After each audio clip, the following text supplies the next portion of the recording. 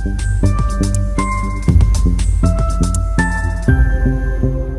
Everyone, welcome to येदा investment academy. इस video में हम बात करने वाले हैं एक ऐसे सेक्टर की जो चाइना प्लस वन थीम से काफ़ी ज़्यादा बेनिफिट हुई है। इस वीडियो में हम बात करेंगे उसी सेक्टर के इंडस्ट्री हेडविंड्स की, टेल विंड्स की और जो नियर टर्म कंसर्न्स है उसके बीच ये सेक्टर कैसे परफॉर्म कर सकती है। तो चलिए शुरू करते हैं।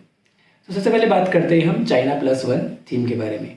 तो China plus one theme basically क्या है, जहाँ पे जो MNCs है या जो फॉरेन कंपनीज है अपना मैन्युफैक्चरिंग सेटअप चाइना में सेटअप किए हुए हैं, लेकिन जो रिसेंट पास में जो गवर्नमेंट के जो स्ट्रिक्ट रेगुलेशंस है, जो जियोपॉलिटिकल टेंशन्स है, जो लेबर के प्रॉब्लम्स आ रहे हैं, उसकी वजह से जो MNCs है या जो कंपनीज वहाँ पे अपना मैन्युफैक्चरिंग सेटअप किए हुए हैं वो वहाँ से किसी और अदर कंट्रीज़ में शिफ्ट करना चाहते हैं। बेसिकली वो अपना रिस्क को डाइवर्सिफाई करना चाहते हैं कि अगर कोविड-19 जैसा केस या कुछ और ऐसे केसेस अगर चाइना में आते हैं तो उनका परफॉर्मेंस या उनका बिजनेस इफेक्ट ना हो।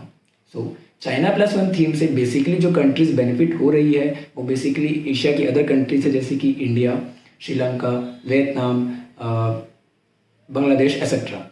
सो यहाँ पे इंडिया जो है एक कॉम्पिटिटिव एडवांटेज ले रही है in terms of gaining the market share in the particular जो भी सेक्टर्स में विया China plus one theme. India में ऐसा क्यों पॉसिबल है? क्योंकि यहाँ पे चीप लेबर अवेलेबल है, इजी रॉ मटेरियल अवेलेबिलिटी है, जिसकी वजह से यहाँ पे एक बेनिफिट इंडिया उठा सकती है। तो चलिए बात करते हैं उस सेक्टर की जो यहाँ चाइना प्लस वन थीम की one of the major beneficiary दिख रही है। सो ये सेक्टर का नाम है टेक्सटाइल सेक्टर। जो इंडिया का जो टेक्सटाइल सेक्टर है वो चाइना प्लस वन थीम से काफ़ी ज़्यादा बेनिफिट हुआ है और आने वाले टाइम में भी बेनिफिट होता हुआ नज़र आ रहा है। तो सबसे पहले हम बात कर लेते हैं उसके इंडस्ट्री के बारे में। सो जो India textile and apparel industry है, T&A, जो इंडिया का T&A इंडस्ट्री है वो अभी करंटली वैल्यू करता है around $99 billion as of FY22, जो कि लास्ट ईयर था $80 बिलियन इन FY21, यानी कि जो ग्रोथ है YOY वो है 30%। जो इंडस्ट्री जो है वो एक्सपेक्ट कर रही है कि वो ग्रो करेगी at the rate of 10% CAGR rate in the coming 5 years.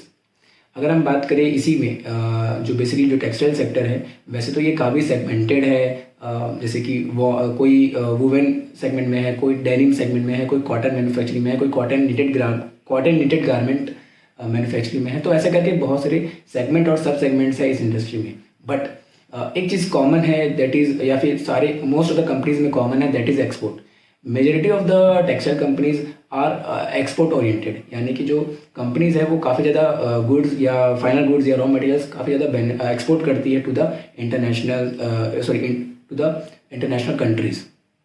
सो अगर हम बात करें जो ये Indian textile and apparel industry की एक्सपोर्ट मार्केट की, तो करंटली वो है $40 बिलियन, जो ग्रो हुई 29% YOY फ्रॉम $31 बिलियन इन 2021। सो ये सेगमेंट जो है, यानी जो इंडियन टेक्सटाइल एंड अपैरल का जो एक्सपोर्ट सेगमेंट है वो ग्रो होने वाला है at the rate of CAGR rate of 11% in the coming 5 years. अगर हम बात करें इंडस्ट्री के की ग्रोथ ड्राइवर्स की, तो सबसे बड़ा की ग्रोथ ड्राइवर रहने वाला है चाइना प्लस वन स्ट्रेटजी। जो चाइना प्लस वन थीम है टेक्सटाइल सेक्टर के लिए काफ़ी ज़्यादा बूम साबित हो रहा है। जैसे कि कॉटन जो है, कॉटन के लिए चाइना एक बड़ा एक्सपोर्टर है ग्लोबल मार्केट में। जो चाइना का जियांजिंग रीजन है वो ग्लोबल एक्सपोर्ट में 20% अकाउंट शेयर करता है फॉर द कॉटन एक्सपोर्ट। अब जो कि दिसंबर 2021 में US ने ये कॉटन के इंपोर्ट को फ्रॉम द जियांजिंग रीजन वो बैन कर दिया है, जिसकी वजह से जो कंट्रीज़ है, जैसे हमने डिस्कस किया, India, Sri Lanka, Bangladesh and Vietnam, यहाँ पे बेनिफिट होते हुए नज़र आएंगे और आ रहे हैं। बट यहाँ पे इंडिया के लिए जैसे हमने बात किया कि बेनिफिट पॉइंट क्या है, तो सबसे पहला तो है चाइना प्लस वन थीम, जहाँ पे अगर हम बात करें जो अदर बेनिफिशियल कंट्रीज़ है, जैसे कि श्रीलंका, वो खुद एक इकोनॉमिक क्राइसिस से गुजर रही है, तो इसका बेनिफिट भी इंडिया को दिखेगा। बांग्लादेश, वियतनाम, इनके मुकाबले जो इंडिया की जो लेबर है वो लो कॉस्ट पे अवेलेबल है, जो अवेलेबिलिटी है रॉ मटेरियल की वो काफ़ी ईजी है। इसकी वजह से इंडिया कॉम्पिटिटिव एडवांटेज लेता हुआ नज़र आ रहा है in terms of China plus one theme, ये हमें दिख रहा है। सेकंड की ग्रोथ ड्राइवर है दैट इज़ इजी लेबर, हमने बात कर चुका है। थर्ड है इजी रॉ मटेरियल अवेलेबिलिटी, ये भी हमने डिस्कस किया। एंड फोर्थ है की गवर्नमेंट पॉलिसीज़। तो यहाँ पे इंडियन गवर्नमेंट ने काफ़ी ऐसे पॉलिसीज़ लॉन्च की है फॉर द टेक्सटाइल सेक्टर, जिससे कि उनका ग्रोथ हो सके, specially for the export oriented companies, जहाँ से वो अपना यह जो शेयर है, मार्केट शेयर है of the total Indian export market, वहाँ पे वो बढ़ा सके। तो अगर हम देखें यहाँ पे तो पहला गवर्नमेंट पॉलिसी जो उन्होंने लॉन्च किया है वो है फॉरेन बायलैटरल रिलेशनशिप। तो यहाँ पे कंट्री जो है, गवर्नमेंट जो है, वो फिलहाल एज ऑफ कैलेंडर ईयर 2022 के एंड तक 3 कंट्री से फ्री ट्रेड एग्रीमेंट कंप्लीट करने वाली है, that is Australia, UAE and United kingdom. इसके अलावा 16 और कंट्री से कंट्री की बात चल रही है। देन अगर हम बात करें सेकंड पॉलिसी की, that is PLI scheme, production linked incentive scheme. Government ने टेक्सटाइल सेक्टर के लिए PLI स्कीम लॉन्च किया है worth ₹10,683 crore for the man made fibre and technical textiles. तो ये भी टेक्सटाइल सेक्टर के लिए बेनिफिट साबित हो सकता है। Third is mega integrated textile reason and April.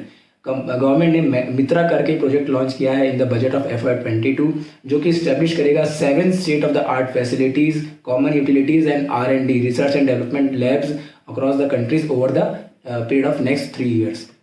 तो ये भी बेनिफिट है। And next policy is textile technology development scheme.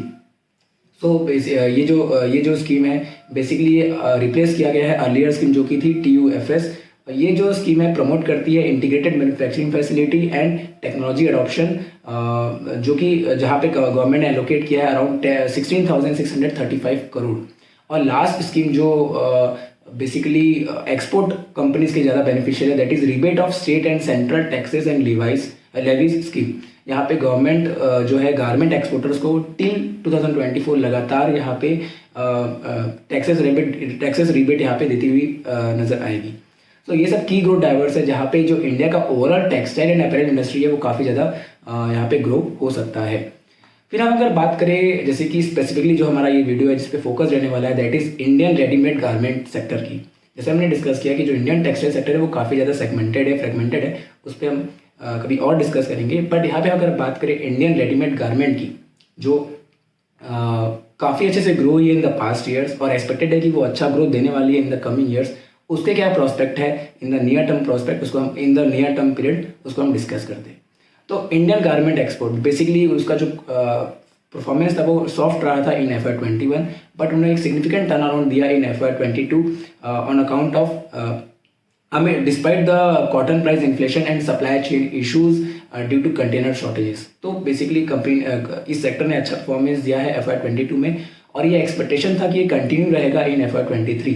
But जो भी यहाँ पे की कंसर्न सामने आ रहे हैं इस सेक्टर के लिए, that is possible recession fear and global slowdown. ये इस सेक्टर के लिए एक नया टर्म हेडविंड बन के नज़र आ रहा है। तो जैसे कि अगर हम बात करें कि इंडियन रेडीमेड गारमेंट एक्सपोर्ट की जो एक्सपेक्टेशन थी ग्रोथ की एज पर क्रिसिल रिपोर्ट, वो होने वाली थी at the range of 16 to 18% for FY23। और इसके पीछे का रीज़न जो रिपोर्ट में दिया गया था वो था कि opening up of the economy which will lead to pent up demand, overseas players diversifying their supply base from the countries like China, basically China plus one theme, और जहाँ पे श्रीलंका इकोनॉमिक क्राइसिस फेस कर रही है। Then जो frequent supply chain issues आ रहे हैं China में ड्यू टू कोविड-19 केसेस, इसकी वजह से जो इंडिया का रेडीमेड गारमेंट एक्सपोर्ट सेक्टर है वो 16 to 18% के ग्रोथ रेट से बढ़ने वाला था, क्या एक्सपेक्टेशन था। बट जैसे कि हमने बात किया रिसेंट जो रिसेशन की फियर है इन US और UK और यूरोप, इसकी वजह से एक क्वेश्चन मार्क आ गया है for the growth of the readymade garment export in the physical year 2022 and 23।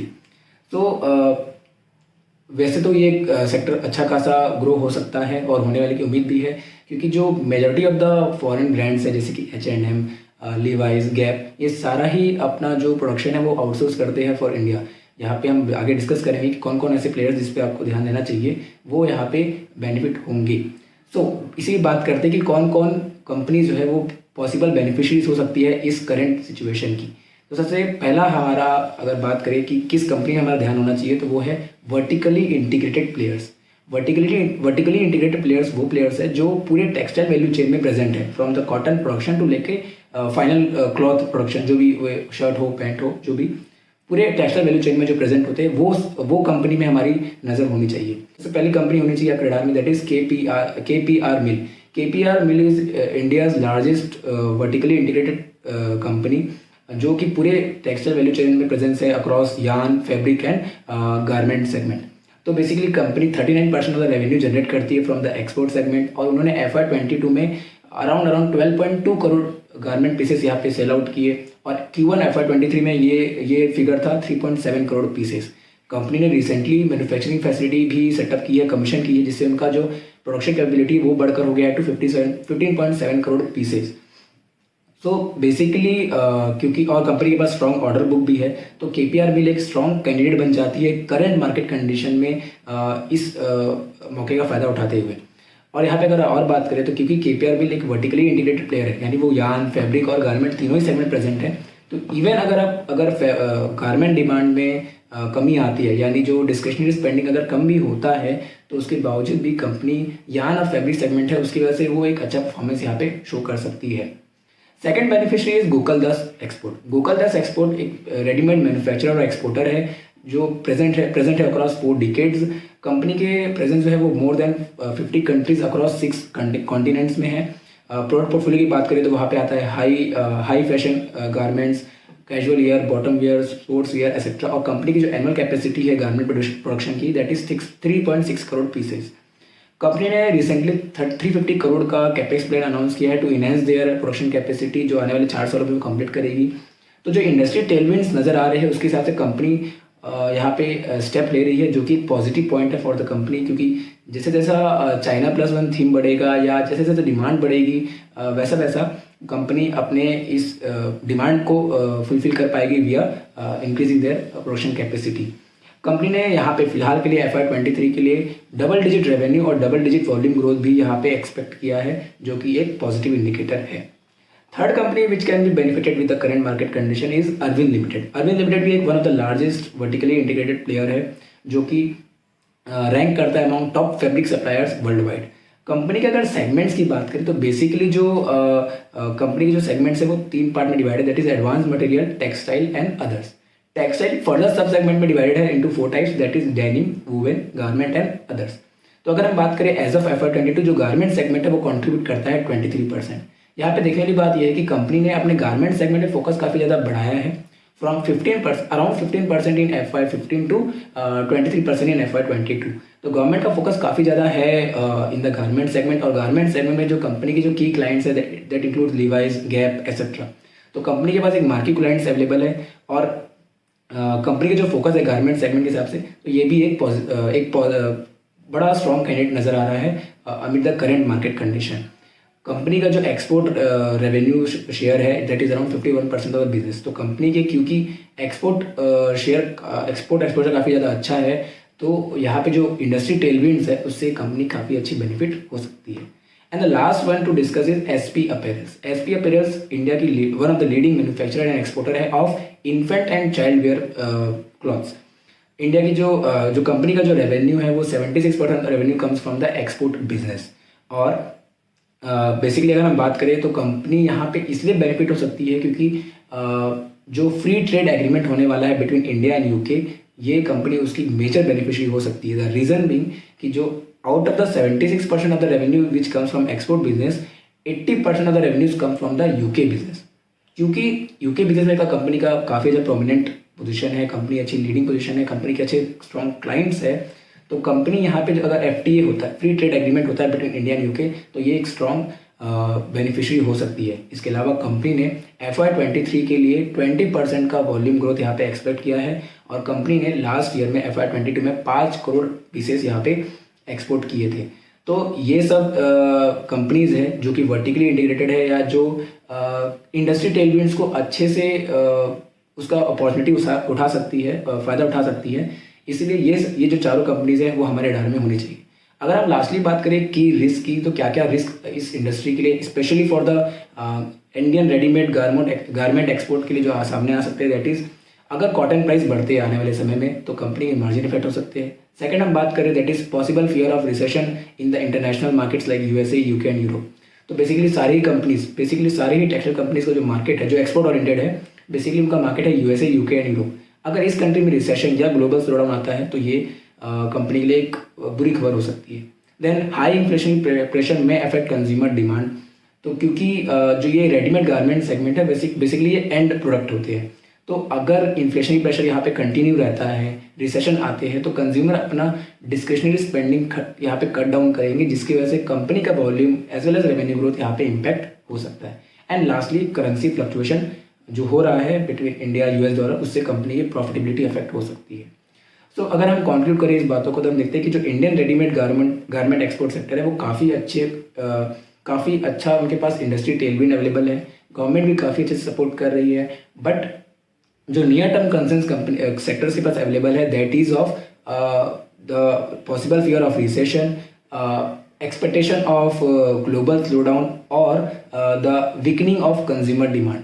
तो ये जो कंसर्न है जिसकी वजह से कंपनी आने वाले 2 to 3 क्वार्टर्स में शायद इफेक्ट हो सकती है, बट उनके लिए अगर हम लॉन्ग टर्म प्रोस्पेक्ट की बात करें तो यहाँ पे एक अच्छा खासा हमें यहाँ पे ग्रोथ यहाँ पे दिख रहा है फॉर दिस सेक्टर।